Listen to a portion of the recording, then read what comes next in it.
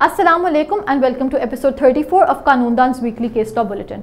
हर week की तरह इस एपिसोड में भी हम लास्ट वीक में रिपोर्ट की गई मेजर जजमेंट्स को आप तक पहुंचाएंगे और उनमें डिस्कस किए गए मेन पॉइंट्स को एनालाइज करेंगे। तो आइए let's begin with the supreme court judgment. Supreme court of Pakistan Syed Kausar Ali Shah etcetera versus Syed Farad Hussain Shah and others. इस केस में सुप्रीम कोर्ट ने मल्टीपल सिविल पिटिशंस का फैसला इकट्ठे सुनाया। इन पिटिशंस में पिटिशनर्स ने उनके खिलाफ पास की गई 3 कंकरेंट जजमेंट्स को चैलेंज किया, जिनमें रिस्पोंडेंट्स के हक में कैंसिलेशन ऑफ इनहेरिटेंस म्यूटेशन का फैसला दिया गया। इस केस में सुप्रीम कोर्ट के सामने 2 मेन इश्यूज थे। पहला इशू ये था कि क्या एक ऐसा हेयर जिसे इनहेरिटेंस में कोई भी हिस्सा ना मिला हो, इनहेरिटेंस म्यूटेशन को तब चैलेंज कर सकता है जब इस डिस्प्यूटेड जमीन में पहले ही किसी थर्ड पार्टी का इंटरेस्ट क्रिएट हो गया हो। इस इशू पर कोर्ट ने कहा कि इस तरह के डिस्प्यूट्स में 2 किस्म की सिचुएशंस होती है। पहली सिचुएशन वो होती है जिसमें एक हेयर कहता है कि विरासत में उसकी राइट्स को इग्नोर किया गया है और उसका हिस्सा इनहेरिटेंस म्यूटेशन पर मेंशन ही नहीं किया गया। दूसरी किस्म की केसेस में हेयर साइलेंटली बैठा रहता है और सिर्फ तब अपना क्लेम लेकर आता है जब प्रॉपर्टी पर पहले ही किसी थर्ड पार्टी का राइट क्रिएट हो गया हो। कोर्ट ने कहा कि इस दूसरी किस्म की केसेस में सक्सीड होने के लिए मुतासिर हुए हेयर को दिखाना होगा कि उन्हें इस चीज़ का पता ही नहीं था कि उन्हें उनके शेयर से महरूम रखा जा रहा है। साथ साथ उन्हें ज़मीन के रिकॉर्ड को इतने लंबे अरसे तक चैलेंज ना करने के लिए स्ट्रॉन्ग रीजंस देने होंगे, या ये दिखाना होगा कि प्रॉपर्टी बेचने और ख़रीदने वाले में कोई प्लान था या फिर थर्ड पार्टी को हेयर के इंटरेस्ट के बारे में पहले से ही मालूमात हासिल थी। इस केस का सेकेंड इशू ये था कि अगर कोई हेयर विरासत वाली प्रॉपर्टी पर अपने खिलाफ किसी और शख्स के टाइटल को मान ले तो क्या वो लिमिटेशन के लॉ को अवॉइड करते हुए इस टाइटल की बुनियाद पर पास की गई म्यूटेशन को चैलेंज कर सकते हैं। इस इशू पर कोर्ट ने कहा कि इनहेरिटेंस के क्लेम्स में लिमिटेशन के लॉ को पूरी तरह से इग्नोर नहीं किया जा सकता। अगर कोई डिफेंडेंट लिमिटेशन का इशू रेज करे तो क्लेमेंट का अपना कॉन्डक्ट एनालाइज किया जा सकता है। कोर्ट ने कहा कि अगर डिफेंडेंट ये दिखा दे कि क्लेमेंट ने डायरेक्टली या इनडायरेक्टली डिफेंडेंट का टाइटल एक्सेप्ट कर लिया था और डिफेंडेंट इस टाइटल की बुनियाद पर ट्रांसफरी को ज़मीन ट्रांसफ़र कर रहे थे, तो ट्रांसफरी इस बात पर रिलाई कर सकता था कि डिफेंडेंट के पास इस ज़मीन को ट्रांसफ़र करने का वैलिड टाइटल था। यास्मीन जंग against advocate general Punjab etcetera. इस इंट्रा कोर्ट अपील में मेंटल हेल्थ ऑर्डिनेंस 2011 के अंडर एक मेंटली डिसऑर्डर्ड पर्सन के गार्डियन की अपॉइंटमेंट के लिए कोर्ट को अप्रोच करने से पहले एडवोकेट जनरल की कंसेंट ऑब्टेन करने का प्रोसीजर इन क्वेश्चन है। अदालत के सामने पहला सवाल ये था कि एडवोकेट जनरल खुद को किन बेसिक क्वेश्चन से एड्रेस करेगा जब वो एक application for his consent consider करेगा और उसकी पावर्स किन प्रिंसिपल्स पे गवर्न होंगी। दूसरा ये कि क्या कंसेंट एप्लीकेशन के एप्लीकेंट का उस एरिया का रेजिडेंट होना ज़रूरी है जो कोर्ट की जुरिस्डिक्शन में फॉल करे। तीसरा ये कि जो power advocate general section 29 of the ordinance के अंडर एक्सरसाइज करता है क्या वो एक जुडिशल पावर है और क्या रिजल्टेंट एक्ट एक जुडिशल ऑर्डर।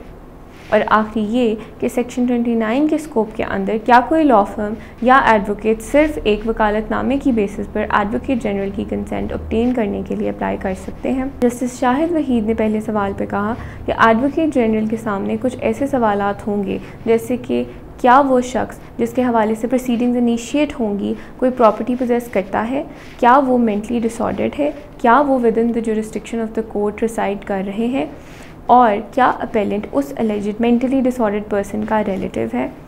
एडवोकेट जनरल पर लाजिम है कि वो एक इंक्वायरी बनाएं, एटलीस्ट एक वेरिफिकेशन रिपोर्ट लेकर और फिर कंसेंट ग्रांट करें और ऐसा करने से ये इस्टेब्लिश होगा कि एप्लीकेंट ने एक प्राइमा फेसाई केस डिस्क्लोज़ किया है जो कि कोर्ट को ट्रायल के लिए रेफ़र होगा।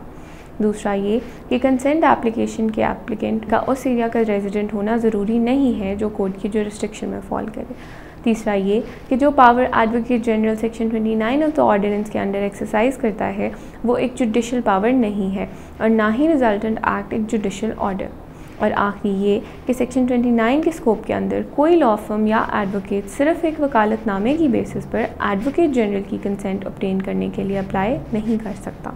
2022 CLC 965 Mohammad Ajmal versus province of Balochistan. ये केस बलूचिस्तान हाई कोर्ट के सामने एक रिव्यू एप्लीकेशन के तौर पर पेश किया गया, जिसके तहत एप्लीकेंट ने एक कॉन्स्टिट्यूशनल पिटिशन के अंदर बलूचिस्तान हाई कोर्ट की जानिब से पास की गई जजमेंट को चैलेंज किया।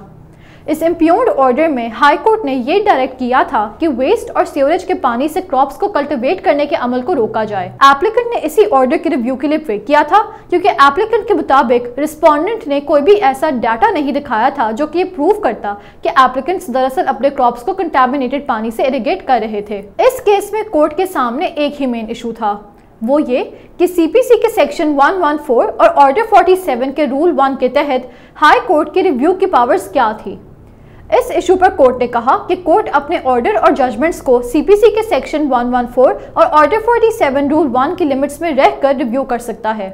अलबत्ता कोर्ट रिव्यू में बैठकर अपनी अपील की पावर्स एक्सरसाइज नहीं कर सकता क्योंकि अपील और रिव्यू के ग्राउंड्स बहुत मुख्तलिफ होते हैं। रिव्यू पिटिशन सुनने के लिए एप्लीकेंट को दिखाना होगा कि इम्प्यूग्ड ऑर्डर पर कोई ऐसा एरर है जो कि रिकॉर्ड पर जाहिर है। रिव्यू के दौरान कोर्ट केस को दोबारा नहीं सुन सकता और ना ही अपना व्यू चेंज कर सकता है। रिव्यू के दौरान कोर्ट सिर्फ वो एरर्स करेक्ट कर सकता है जो कि क्लेरिकल, अरिथमेटिकल या फिर रिकॉर्ड पर जाहिर हो। इसीलिए कोर्ट ने ये कहकर ये एप्लीकेशन डिसमिस कर दी कि एप्लीकेंट इम्प्यूग्ड ऑर्डर में कोई भी इलीगैलिटी, मटीरियल इरेगुलरिटी या जुरिस्डिक्शनल डिफेक्ट पॉइंट आउट नहीं कर सके। Shah Khanam against member judicial board of revenue, chief settlement commissioner etcetera. Chief settlement and rehabilitation commissioner ने फ्रॉड की बेसिस पर अलॉटमेंट कैंसिल कर दी और subsequent mutations, alienation of the said land को भी इलीगल डिक्लेयर कर दिया। लिहाजा रिजम्पशन ऑफ लैंड स्टेट की फेवर में ऑर्डर कर दी। अब अदालत के सामने पहला सवाल ये था कि क्या फ्रॉड प्रोसीडिंग्स को विशिएट और गेन अचीव्ड को ऑटोमेटिकली डिसमेंटल करता है। सेकेंडली, क्या चीफ सेटलमेंट कमिश्नर के पास जुरिस्डिक्शन है कि वो इंक्वायरी इनिशिएट करे या transfer of the evacuee land के हवाले से कॉग्निसेंस ले। थर्डली, क्या chief settlement and rehabilitation commissioner अपना अर्लियर ऑर्डर रिवर्स कर सकता है। फोर्थली, अगर टाइटल ऑफ ओनर या वेंडर में कोई इन्फर्मिटी, डेफिशिएंसी या फ्लॉ सब्सीक्वेंटली इमर्ज कर जाए तो क्या सब्सीक्वेंट परचेजर्स के पास प्रोटेक्शन ऑफ लॉ होगी। फिफ्थली, क्या नोटिफाइड ऑफिसर के पास जुरिस्डिक्शन है कि वो इवैक्यूई लैंड एलियनेट करे। और लास्टली, इवैक्यूई प्रॉपर्टी के हवाले से क्या सिविल कोर्ट के पास जुरिस्डिक्शन है कि वो सेटलमेंट डिपार्टमेंट की जुरिस्डिक्शन रेल में इंट्रूड करे। जस्टिस चौधरी मोहम्मद इकबाल ने पहले सवाल पर कहा कि फ्रॉड प्रोसीडिंग्स को विशिएट और गेन अचीव्ड को ऑटोमेटिकली डिसमेंटल कर देता है। सेकेंडली, चीफ सेटलमेंट कमिश्नर के पास जुरिस्डिक्शन है कि वो इंक्वायरी इनिशिएट करे या transfer of the evacuee land के हवाले से कॉग्निसेंस ले। Thirdly, chief settlement and rehabilitation commissioner अपना अर्लियर एरनस या इलीगल ऑर्डर रिवर्स कर सकता है। फोर्थली, अगर टाइटल ऑफ ओनर या वेंडर में कोई इन्फर्मिटी, डेफिशिएंसी या फ्लॉ सब्सीक्वेंटली इमर्ज कर जाए तो वो हमेशा लैंड के साथ ट्रैवल करेगी और सब्सीक्वेंट परचेजर्स प्रिक्लूडेड हैं कि वो under section 41 of the transfer of property act plea of protection of bona fide purchaser raise करें। फिफ्थली, नोटिफाइड ऑफिसर के पास कोई जुरिस्डिक्शन नहीं है कि वो इवैक्यूई लैंड एलियनेट कराए सिवाय unrestricted, transparent, open public auction के केस में। और लास्टली, इवैक्यूई प्रॉपर्टी के हवाले से सिविल कोर्ट के पास जुरिस्डिक्शन नहीं है कि वो सेटलमेंट डिपार्टमेंट की जुरिस्डिक्शन रेल में इंक्लूड करें।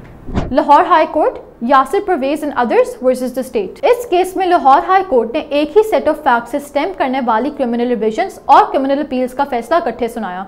इस केस में कोर्ट के सामने क्रिमिनल केसेस के हवाले से मुतादद अहम इशूज पेश किए गए। इस केस का पहला इशू ये था कि किसी गवाह के ऑक्यूलर अकाउंट में एक डिसऑनेस्ट इंप्रूवमेंट या फिर झूठे एडिशंस का क्या इफेक्ट होगा। इस इशू पर कोर्ट ने कहा कि अब ये एक well settled principle of law है कि अगर कोर्ट को ये पता चले कि किसी गवाह ने जानबूझकर अपनी टेस्टिमनी में एक झूठी इंप्रूवमेंट या एडिशन किया है तो ऐसे विटनेस के अकाउंट पर रिलाई नहीं किया जा सकता। वो इसलिए क्योंकि ऐसा बिहेवियर शो करता है कि विटनेस एक डिसऑनेस्ट शख्स है और उसकी गवाही की बेसिस पर किसी शख्स को डेथ पेनल्टी से पनिशेबल ऑफेंस के साथ कन्विक्ट नहीं किया जा सकता। इस केस का सेकंड इशू ये था कि चांस विटनेस की गवाही एक्सेप्ट करने के क्या कंपोनेंट्स थे। इस सिलसिले में कोर्ट ने कहा कि चांस विटनेस की गवाही को एक्सेप्ट करने के लिए दो कंडीशंस पूरा होना लाजमी थे। पहला ये कि चांस विटनेस को अपने मौके पर मौजूद होने की रीजनेबल एक्सप्लेनेशन देनी होगी और दूसरा ये कि चांस विटनेस की तरफ से दी गई डिस्क्रिप्शन सच्ची और कॉन्फिडेंट साउंड करनी चाहिए। इस केस में कोर्ट के सामने थर्ड इशू ये था कि क्या कोर्ट किसी भी फैक्ट की एग्जिस्टेंस को प्रिज्यूम कर सकता है। ये इशू आंसर करने के लिए कोर्ट ने कानूनी शहादत ऑर्डर 1984 के आर्टिकल 129 को साइट किया। कोर्ट ने कहा कि ये आर्टिकल कोर्ट को किसी भी ऐसे फैक्ट की एग्जिस्टेंस प्रिज्यूम करने की इजाजत देता है जो कि उनके मुताबिक केस के फैक्ट्स पर कुदरती तौर पर और ह्यूमन नेचर के मुताबिक हुई होगी। इस केस का फोर्थ इशू ये था कि अगर विक्टिम पर फायर सिर्फ 3 फीट की रेंज से की गई हो तो क्या इन सर्कमस्टांसेस में गोली के एंट्री वुड के पास बर्निंग या जलने का निशान नेचुरल था। इस केस में कोर्ट ने कहा कि अगर विक्टिम पर फायर सिर्फ 3 फीट की रेंज से की गई हो तो इस सूरत हाल में मेडिकल जूरिस्प्रूडेंस के हिसाब से गोली के एंट्री वुंड पर बर्निंग एक कुदरती चीज है। इस केस का फिफ्थ इशू ये था कि क्या किसी शख्स की कन्विक्शन सिर्फ एक ऐसे आई विटनेस अकाउंट पर मबनी हो सकती है जिसकी क्रेडिबिलिटी का टेस्ट पास ना हुआ हो। इस मौजू पर कोर्ट ने कहा कि ये क्रिमिनल जूरिस्प्रूडेंस का एक वेल एस्टैब्लिश प्रिंसिपल है कि कन्विक्शन एक बहुत ही ऊंचे मेयार की एविडेंस की बेसिस पर ही हो सकती है। अगर प्रोसिक्यूशन के केस में किसी भी किस्म का डाउट हो तो यह अक्यूज्ड के खिलाफ नहीं काम करेगा। अगर किसी गवाह का ऑक्यूलर अकाउंट क्रेडिबिलिटी के इस मयार पर पूरा ना उतरे तो इसे एक्सेप्ट नहीं किया जा सकता और इसे कैपिटल पनिशमेंट से पनिशेबल ऑफेंस में कन्विक्शन के ग्राउंड नहीं बनाया जा सकता। इस केस के अगले इश्यूज ये थे कि अगर ऑक्यूलर अकाउंट में कोई भी डाउट हो तो इसका असर बाकी एविडेंस पर क्या होता है और Punjab forensic science agency report की गैर मौजूदगी का केस पर क्या इफेक्ट होता है। इस अहम इशू पर कोर्ट ने कहा कि जब प्रोसिक्यूशन का केस मेनली किसी आई विटनेस की गवाही या ऑक्यूलर अकाउंट पर मबनी हो तो जिस वक्त उस ऑक्यूलर अकाउंट पर डाउट आ जाए तो कोई भी और एविडेंस ख्वाह वो कितने ही हाई लेवल की क्यों ना हो किसी शख्स की कैपिटल ऑफेंस के लिए कन्विक्शन की बेसिस नहीं बन सकती। साथ साथ कोर्ट ने ऐड किया कि पंजाब फोरेंसिक साइंस एजेंसी की कंपैरिजन रिपोर्ट के बगैर पिस्टल्स की रिकवरी का कोई फायदा या कॉन्सिक्वेंस नहीं है। इस केस का लास्ट इशू ये था कि क्या क्राइम की संजीदगी और उसकी ब्रूटैलिटी कन्विक्शन के लिए काफ़ी है। इस इशू पर कोर्ट ने कहा कि क्राइम चाहे जितना भी सीरियस या हीनस हो जब तक इसे पूरी तरह से एविडेंस के साथ प्रूव ना किया जाए तब तक सिर्फ क्राइम का नेचर अक्यूज्ड के कन्विक्शन के लिए काफ़ी नहीं है। शाराइनी बीबी एक्सेट्रा अगेंस्ट एडिशनल डिस्ट्रिक्ट जज एक्सेट्रा। इस इंस्टेंट रिट पिटिशन के ज़रिए पिटिशनर ने ट्रायल कोर्ट, फैमिली कोर्ट और एपेलेट कोर्ट की जजमेंट्स को असेल किया है जिनमें उसके पास मेंटेनेंस और रिकवरी ऑफ डाउरी आर्टिकल्स के क्लेम्स को डिसमिस कर दिया गया था। अब अदालत के सामने सवाल ये था कि अगर रुखसती हो गई हो तो क्या ब्राइड को पेरेंट्स की तरफ से डिलीवरी ऑफ डाउरी आर्टिकल्स को जनरली प्रिज्यूम किया जा सकता है, और दूसरा ये कि कोर्ट किन सर्कमस्टांसेस में जुडिशियल नोटिस ऑफ फैक्ट लेगी। जस्टिस मोहम्मद शान गुल ने M Jafar against additional district जज एंड अदर्स की जजमेंट की रोशनी में पहले सवाल पर कहा कि अगर रुखसती हो गई हो तो ब्राइड को पेरेंट्स की तरफ से डिलीवरी ऑफ डाउरी आर्टिकल्स को जनरली प्रिज्यूम किया जा सकता है, और दूसरा ये कि कोर्ट वहाँ जुडिशियल नोटिस ऑफ फैक्ट लेगी जहाँ उस फैक्ट का ट्रूथ इतना नोटोरियस, वेल नोन या अथॉरिटेटिवली अटेस्टेड हो कि वो रीजनेबली डाउट ना हो। और ये रूल कानून शहादत ऑर्डर 1984 के आर्टिकल 111 और 112 में कोडिफाइड है। Lahore high court Bakhsha deceased through legal heirs etcetera versus Shah Qadir Bakhsh deceased through legal heirs. इस केस के फैक्ट्स पर पिटिशनर्स के प्रीडिसेसर ने एक प्री एम्पशन डिक्री के लिए एग्जीक्यूशन पिटिशन फाइल की, जबकि रिस्पोंडेंट्स नंबर 47 से लेकर 51 ने यह ऑब्जेक्शन फाइल की कि ये प्री एम्पशन डिक्री एग्जीक्यूट हो ही नहीं सकती। इस ऑब्जेक्शन पिटिशन को एक्सेप्ट कर लिया गया और ये डिसीजन अपील में भी एक्सेप्ट किया गया। इस प्रेजेंट सिविल रिविजन में इन दोनों जजमेंट्स को चैलेंज किया गया। इस केस में कोर्ट के सामने 3 मेन इश्यूज थे। पहला इशू ये था कि अगर मॉर्गेज प्रॉपर्टी सेंट्रल गवर्नमेंट के नाम पर इवैक्यूई प्रॉपर्टी के तौर पर म्यूटेट हो जाए तो इसका मॉर्गेजर पर क्या इफेक्ट होगा। इस इशू पर कोर्ट ने कहा कि अब ये एक सेटल्ड प्रिंसिपल ऑफ लॉ है कि सिर्फ एक इवैक्यूई का इंटरेस्ट ही कस्टोडियन अथॉरिटीज या सेंट्रल गवर्नमेंट को ट्रांसफर हो सकता है। एक ऐसा मॉर्गेजर जो कि इवैक्यूई ना हो अपनी प्रॉपर्टी को मॉर्गेज के खत्म होने के बाद रिडीम करने का हक रखता है और ये राइट कभी भी एक्सटिंग्विश नहीं होगी। इस केस का सेकेंड इशू ये था कि अगर प्री एम्प्ट की गई प्रॉपर्टी मॉर्गेज्ड है तो इसका प्री एम्प्टर की राइट्स पर क्या फर्क पड़ेगा। इस इशू पर कोर्ट ने कहा कि जब किसी प्री एम्प्टर को किसी वेंडर या वेंडी की जानिब से प्रॉपर्टी मिले तो प्री एम्प्टर के टाइटल में भी वही डिफेक्ट आएगा जो कि वेंडर या वेंडी के टाइटल में था। इसीलिए अगर किसी शख्स के पास इस टाइटल को चैलेंज करने की स्टैंडिंग हो तो वो प्री एम्प्टर के टाइटल को डिफीट कर सकते हैं। इस केस का आखिरी इशू ये था कि क्या ये रूल कि एग्जीक्यूटिंग कोर्ट डिक्री के बियॉन्ड नहीं जा सकता एक एब्सोल्यूट रूल है जिससे बिल्कुल भी डिविएट नहीं किया जा सकता। कोर्ट ने कहा कि इस बात पर कोई शक नहीं कि एक एग्जीक्यूटिंग कोर्ट डिक्री के बियॉन्ड नहीं जा सकता और उस पर यह फर्ज है कि वो डिक्री को उसी तरह फॉलो करे जैसे वो उसके सामने आई है। अलबत्ता ये एक एब्सोल्यूट रूल नहीं है और सुपीरियर कोर्ट्स ने इस रूल से मुतालिक कुछ एक्सेप्शंस ले डाउन की हैं।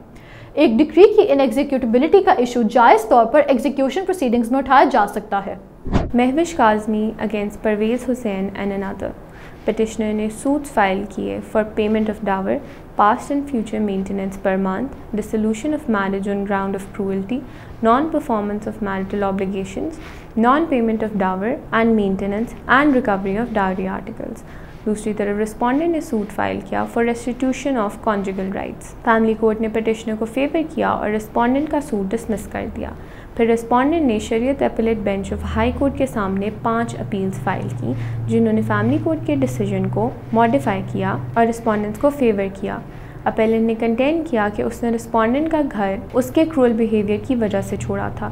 ہائی کورٹ نے mode of dissolution of marriage being cruelty modify کیا تھا اور اسی کو کنورٹ کیا as dissolved on basis of خلا، جو بالکل لاء کے خلاف تھا۔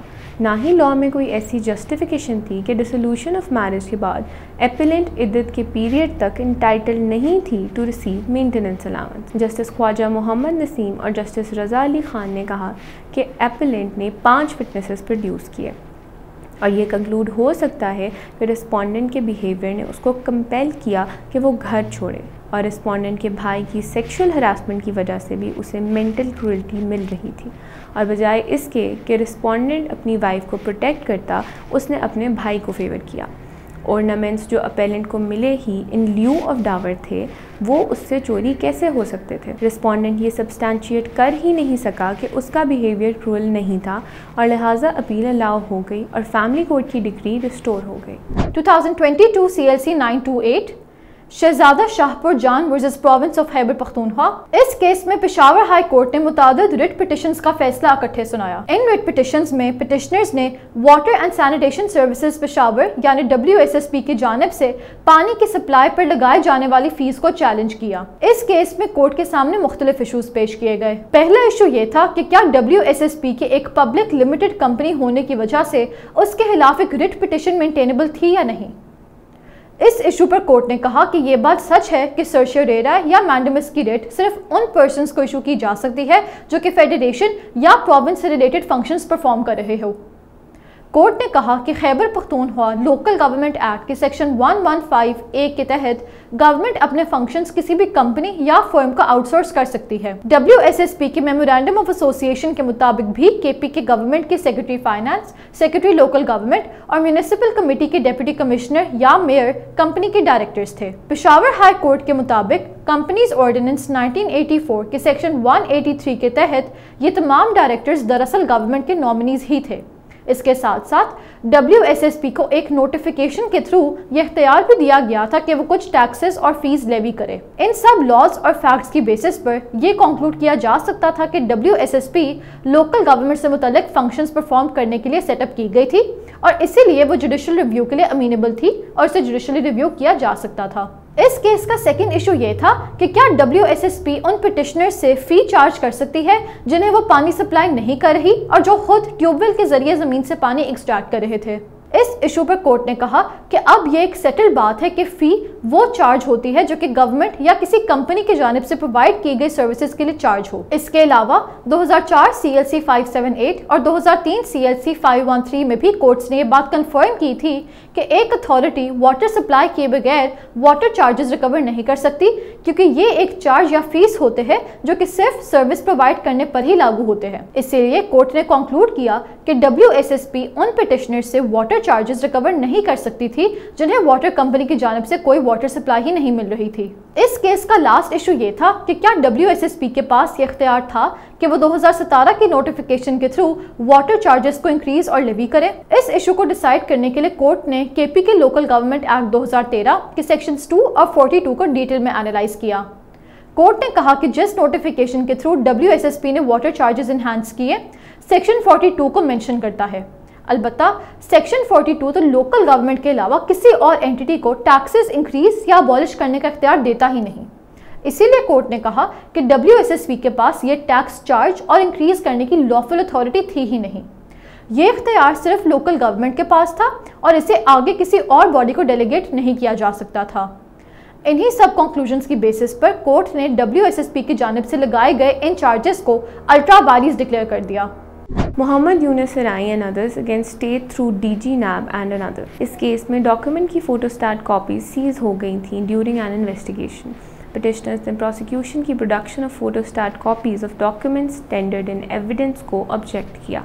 जस्टिस मोहम्मद इकबाल कलहोरो और जस्टिस शमसुद्दीन अब्बासी ने कहा कि एक public document is presumed to be genuine और उसकी सर्टिफाइड कॉपी रेलेवेंट और एडमिसिबल है in evidence unless contrary prove करके ये प्रिजम्पशन रिबट हो जाए. लॉ में ऐसी कोई रिक्वायरमेंट नहीं मौजूद कि एक पब्लिक डॉक्यूमेंट की एग्जिस्टेंस प्रूव करने के लिए एक ऑथर या अटेस्टिंग विटनेस को एग्जामिन किया जाए. डॉक्यूमेंट इन इन्वेस्टिगेशन एक सीजर मेमो में ऑब्टेन होता है और इस हवाले से सेक्शन 94 CRPC रेलिवेंट है. एक क्रिमिनल केस में एक डॉक्यूमेंट को अप्रिशिएट करना as an admissible piece of evidence regime apply to a document for such purposes in a civil case के साथ आइडेंटिफाई नहीं हो सकता. लिहाजा हाई कोर्ट ने production of photostat copies of record के साथ इंटरफेयर करने से इनकार कर दिया और पिटिशन डिसमिस हो गई. और इसके साथ ही आज का बुलेटिन यहीं ख़त्म होता है. आपसे मुलाकात होगी इंशाल्लाह अगले हफ्ते कुछ नए केसेस के साथ.